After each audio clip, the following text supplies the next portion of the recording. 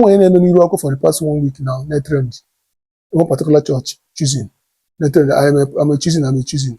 Who are you? So only matter fear as not here for maybe not fear. I don't know how people are seeing it. If I been a norm now in this country, I have any big women now. Open up some people that they're observant. Last 11 years, 2013, born to one last year born to something happened. I look at one story about the man, and this, that, a particular woman, Catholic, secretly divert her to choosing that half Juliet. And so when the apron did popular, but the woman now pull out and went back to Catholic Church. If you can remember, 2013. Oh, we were in Lagos now, Scottish in local churches in America. So all these things to me are what meaning to me. Here I can other churches. This in them are choosing the other churches. I don't got choosing. All the other churches. But all because of now, for they call okay. Miracle and all these fake testimonies here and miracle, all the other churches. Arrange miracle, all the arrange testimony, all the other churches. So what choosing God? Believe you me, all the other churches. So it's all about all the game of Christian and Nigeria. Those pastors, they know how to do it and want to do it. So forget about choosing or not choosing. About choosing the first people in me. What do you go do before choosing non-existence? Yeah, but if your business can that person. The whole church business can be. Both Catholic, both Anglican, both Pentecostal, here business. Olu golu. I'm not going to be an figure happen. You go better than my phone. The price olu golu. So even or saw people from every place. Okay, you could tell anything and done a fake miracle. No fake testimony can you know fake miracle. Okay, saw people from India. The answer is no. People will be going there. Because I go, you say the region of West Africa is only enslave Africa, only KTI. Enslave Africa. So about all good. Stop shouting. So unless museum no content to make money. The only make you the more they make, the more the church in the boom. The more the church in the boom.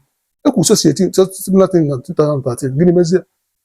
At the end of the day, the man they grow. And they watch what the man was remember one of the poorest people who Christians in Nigeria. But see the man is growing bigger. Big. What on your business? What they hammer?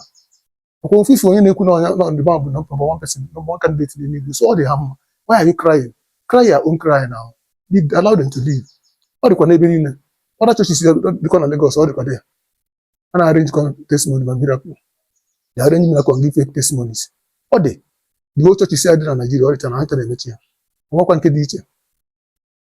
I don't go to church. Somebody hate testimony. Testimony get 2 million. Goes with all contract. All like that same person that day now they go to you not from church. So to show you that no anything now, not just so it's happening. I'm going to my presence. So tomorrow, somebody get better. Maybe that's the money in a will pains or better get better. I said, you don't all the gumma. I said, I didn't know that any some exercise now get too free from that thing. So you must look where you make it out immediately. You go and go. You go and go. Martina, you don't know the thing what it is. Perfect testimony. So they're everywhere. So all these people, I am choosing. Who are you? That's mocking them. They don't force you to come and join them. They didn't force anybody to join them. What are you forcing? The problem is calm. Christian Association of Nigeria are not doing their work. The Pentecostal Fellowship of Nigeria are not doing their work. Yes, that's why pastors of JMS or ministers of God JMS and they go through with it. Like I used to telling people that now, government and church and religion will be the same thing. They are one coins with different faces. All those political leaders and our pastors, they are the same thing. They know themselves. That's why they don't give respect to each other. And that's why they were and dying together. They know themselves. So about all you leading people, you are wasting your time. That's the fake testimony you can have on daily basis. Toilet yes, my own with Jesus. So what are we saying? On Africa can know so many things and abominable things in the form of testimony and miracle. So forget about it. Stop accusing choosing. Stop calling their name.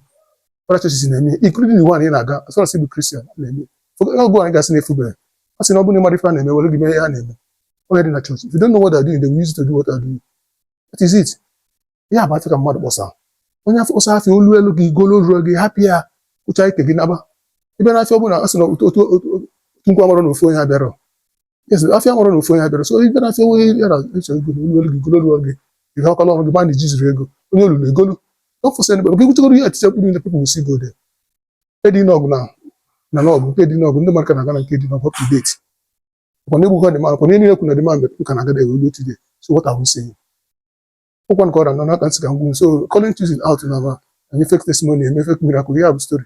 Nke konye wọdịkwanụ nkọ konye wọdịkwanụ na-ele mmiri ele na-ele ma mmiri beside ma ihe niile gịnị mezie our people not there people are still people na-ebu nkwe ebe aka jiri eju so for let's forget about those things nwere mmiri ma ngwa mmadụ ebe ọ ga-worship ochie ọ ga-worship onye si na ga na-ewu ewe no nke ego ga-ejide ndị koji na-achị ya in form of tithe and seed and the rest of them so be it o jiri egbe narị ya ọ ya gwara n'ọnụ kwụta so onye ọbụla mind your business But it's 11, mind your business.